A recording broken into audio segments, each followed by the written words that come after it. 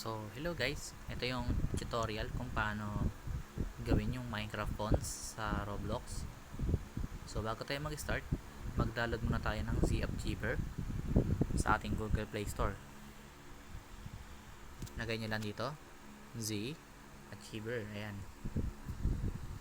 Download nyo to guys. Pag tapos nyo na itong i-download, i-open nyo lang. Tapos ganyan yung lilitaw sa kanya. Ayan.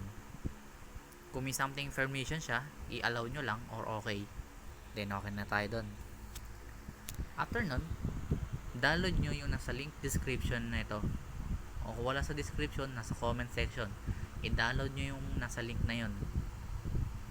Pag na-download nyo na yun, dito nyo siya makikita sa ZAppCheaver. Tapos, punta kayong download. So, makikita nyo tong tutorial folder.zip. Click nyo siya ng isa. Then, extract here. Walang lilitaw sa inyong ganito. So, yan. Extract nyo lang siya. Okay. Then, after nan, open nyo yung folder na tutorial folder. Lilitaw naman to. So, ngayon, click nyo naman tong Roblox zip. Then, extract here. So, open. So, ito may Minecraft fonts. Hindi nyo na kailangan open yan mamaya.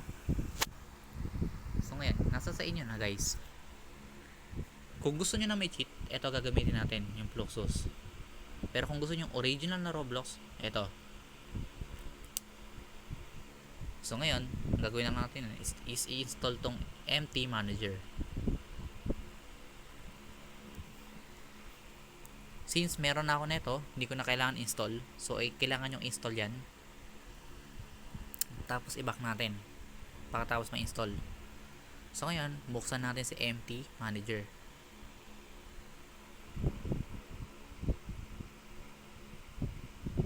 Wait lang guys, ha. Yan. Ganyan yung magiging itsura nyan pag in-open nyo. Ganyan na ganyan. Ngayon, punta kayo sa download folder. Download folder. Same dito sa kabila. Download folder. Then, click nyo yung tutorial folder. Tutorial folder. Ayan. Ngayon, nasa sa inyo na nga. Kung gusto nyo ng original na Roblox na walang cheat, gamitin nyo yung original.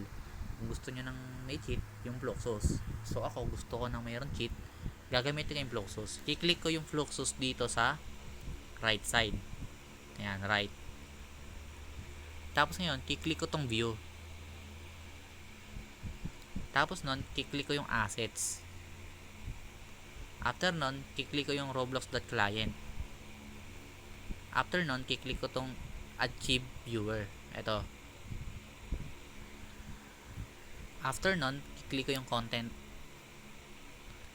After naman nun, i-click ko tong fonts. So, ayan. Hinto ka na dyan. So, ngayon, dito na naman sa left side, click natin yung Roblox Pixel folder. Ito.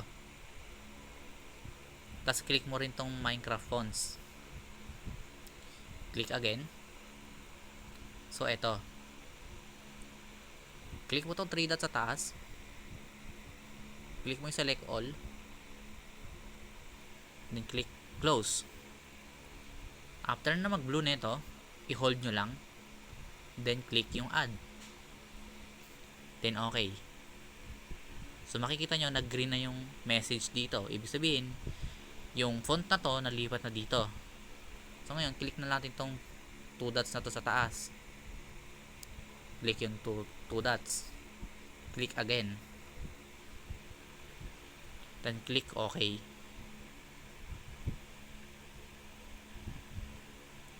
After that, click again this. Ito ulit. Tapos nun, magiging kulay green yung fluxus.apk. Magiging kulay green. Ayan, kitang-kita naman. I-hold natin siya. Then, click sign files. Then, click OK. So, yan. Makikita nyo, magiging dalawa yung fluxus APK. So, ibig sabihin, yung ginawa nyo, eto. Yung kulay green. Yung merong fluxus sign.apk. So, ibig sabihin, ito yung naka-Minecraft fonts. Hindi ito. Ito yung naka-green.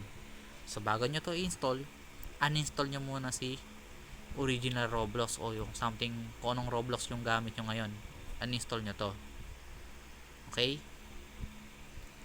After that, balik kayo dito, install nyo si Sign. Then pagka install nyo nun, ito na magiging itsura. Ayan, ganyan na guys, magiging itsura nya. I hope guys na sana naintindihan nyo maigi.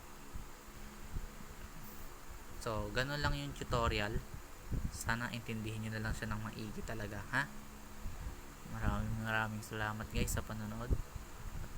Yun lang, thank you.